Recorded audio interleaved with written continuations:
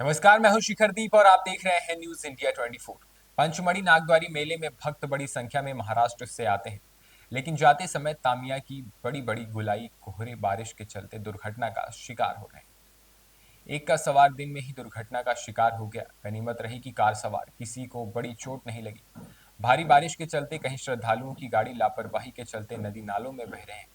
प्रशासन के लिए बचाव में काफी दिक्कतें आ रही हैं। बितामिया से रोशन उइके की खास रिपोर्ट।